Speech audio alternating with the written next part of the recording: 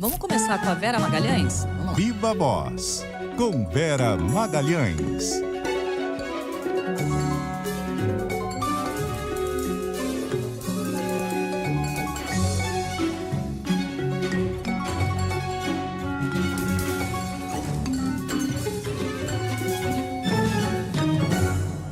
Vera.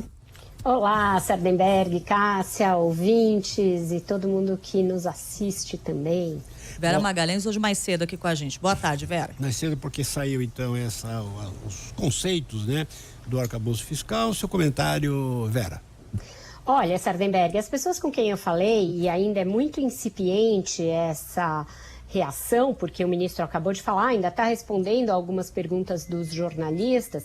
Conversei com parlamentares na parte da manhã que receberam isso ao longo da tarde de ontem e da manhã de hoje, então tiveram um pouco mais de tempo que o público em geral para digerir, e também com economistas que assistiram à explanação do ministro e receberam aí as primeiras diretrizes do marco. Em primeiro lugar, uma reação em geral positiva, mas com algumas dúvidas, com algum ceticismo sobre como vai vir quando tiver preto no branco, quando tiver escrito, porque o texto ainda não existe, ou pelo menos não foi apresentado.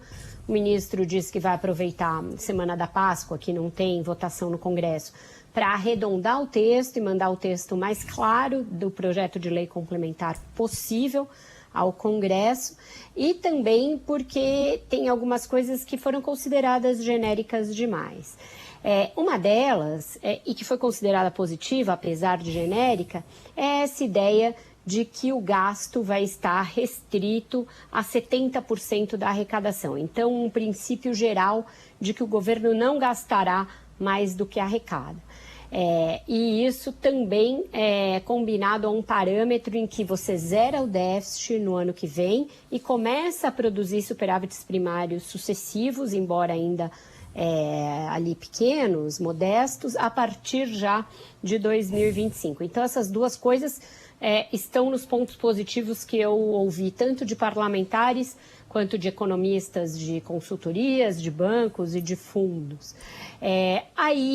No detalhamento, como você estava dando essa aula maravilhosa que você estava falando aqui, que eu também colho o certo ceticismo, né? O ministro falou em medidas saneadoras, extras, além das que ele já anunciou, e que renderiam um incremento de arrecadação e começariam a colocar o governo nessa rota aí de austeridade fiscal. Só que ele ainda não detalhou quais são, e essa ideia de você colocar quem não paga imposto para pagar é uma ideia ampla, que já se advogou no passado, mas que sempre esbarra em muito lobby e muita dificuldade dentro do Congresso. Então, por exemplo, uma grande renúncia fiscal é na Zona Franca de Manaus. E que nunca se mexe, né? Nunca se mexe. Apesar de ser um estado que só tem ali poucos deputados e relativamente pequeno, tem um lobby muito forte e muitas empresas entram nesse lobby também. Dificilmente eles vão mexer nesse vespeiro. É algo que o Fernando Henrique tentou mexer, até o Lula ensaiou mexer e nunca ninguém mexeu. Então, esse eu acredito que não vão mexer. Essa questão que você estava também falando do comércio eletrônico é outro vespeiro, né? Você tributar de alguma maneira esses Alibaba da vida, essas compras feitas por meio da internet em sites alocados fora do Brasil. E isso vai render crítica da ala oposicionista. O bolsonarismo já está dizendo, olha, o PT quer tributar a sua compra na Shein, a sua compra não sei onde vai sair mais cara por causa do PT. Então, é um vespeiro que também contém uma certa dose de desgaste na seara política. Então, isso tudo ainda está por ser visto como vai ficar. Aí, saindo do componente técnico, né, que ainda é isso, uma boa avaliação, então, tanto que o mercado... É um ponto, Vera, que é o seguinte, a própria fala da ministra Simone sugere isso, quer dizer, o governo conta, pelo que eles falaram, eles contam com um ganho de arrecadação para poder gastar mais. Quer dizer, se você tem um ganho de arrecadação de 100 bilhões de reais, você tem espaço para gastar mais 70. Então, essa é a coisa. Então, não é controle de despesa, é ganho de arrecadação.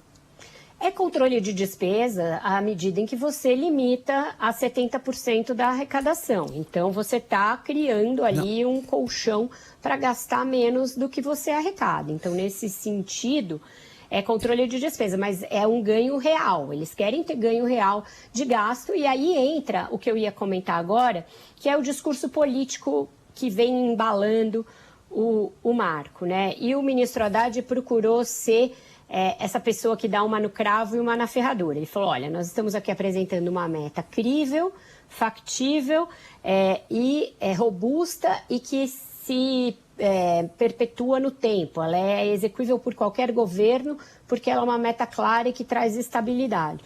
Mas ela é cotejada com o que o presidente prometeu e que está inscrito na Constituição de garantir o direito às pessoas a uma vida digna, a que não haja fome num país do tamanho do Brasil. E aí ele contempla o que a ala política esperava da Fazenda, que é, olha, a proposta de campanha foi essa, o Lula realmente vai gastar mais com o social e o Marco não pode ficar alheio a isso. Então ele tentou dar uma no cravo, uma na ferradura, embalando a proposta nesse discurso. Olha, seremos responsáveis, sabemos fazer austeridade fiscal, fizemos nos primeiros governos do Lula, estamos aqui nos comprometendo a arrecadar mais do que gastamos, e aí tem essa trava de que você não gasta mais do que você arrecada, então isso pressupõe que se a arrecadação cair, você também contingencia gastos, então tem algum controle de gastos dentro dessa lógica, mas não é uma lógica que limita por um teto dentro da inflação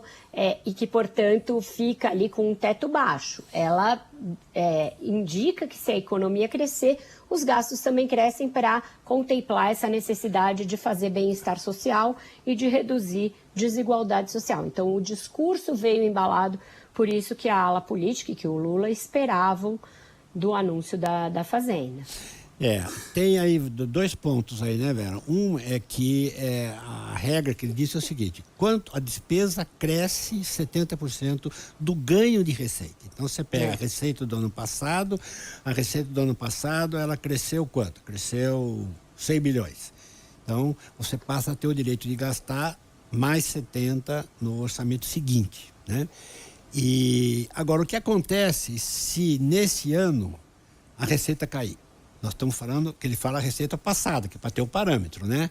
Eu estou contando um ganho, estou contando 70% do ganho da receita em relação ao ano passado, certo? Se a receita desse ano cair, então já cria um problema nesse ano e um problema para o ano que vem, no ano seguinte, porque se você vai a despesa vai crescer 70% da receita. Se a receita cair, então não tem crescimento da despesa. Aí tem a tal da regra anticíclica, que não foi detalhada e para quem todo mundo tem muita dúvida, para qual todo mundo tem muita dúvida, né? Qual é essa regra anticíclica e se ela não é um fura-teto definitivo e que vai ser usado em todas as vezes. Essa é uma dúvida que eu colhi também, a respeito de que regra anticíclica vai ser essa e quando que esse gatilho vai ser acionado. Acho que todo mundo esperando ver o texto, mas houve um certo alívio, Sardenberg, pelo que eu senti, inclusive do mercado. Tanto que a Bolsa e o dólar estão reagindo bem no primeiro momento.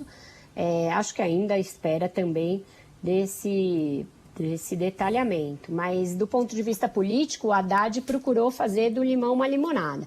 Falou, olha, aí trouxe até um pouco da filosofia ali do cientista político que ele é também, além de economista. Olha, o arcabouço vai ser olhado de formas diferentes a partir do lugar onde você estiver. Se você estiver na Faria Lima, certamente vai haver uma preocupação. Se você andar para Paraisópolis, que aliás fica muito perto ali da Faria Lima, ele fez essa ironia, as pessoas vão se preocupar com outras coisas e o governo precisa contemplar todos e conversar com todos e entender a perspectiva de todos. Eu achei interessante que o anúncio dele veio concomitantemente com a entrevista do presidente do Banco Central, né, que estava fazendo a entrevista sobre o relatório da inflação. E o Campos Neto, embora não tenha entrado no detalhe, porque ele disse que ainda não viu o texto depois da definição dos últimos parâmetros, de se ver uma boa vontade, um empenho da Fazenda em mostrar um texto que diga respeito à responsabilidade fiscal. Então, depois de um comunicado muito duro, uma ata ainda dura com relação ao BNDES, ele procurou também amaciar um pouco a relação entre a Fazenda e o BC. Eu acho que isso é importante de destacar aqui no comentário também. Só para completar, Vera, já estamos aqui, repórter CBN agora, né? Daqui a pouquinho. Só para completar, a Bolsa nesse momento, atualizando aqui, está com uma alta de 1,44 e o dólar Está caindo 0,3%, valendo R$ 5,12. Exatamente. Vera, muitíssimo obrigado. Ficamos em Assembleia Geral Permanente e voltamos a qualquer momento. Obrigada, Vera. Isso mesmo. Até mais, gente. Um ótimo jornal para vocês. Até mais.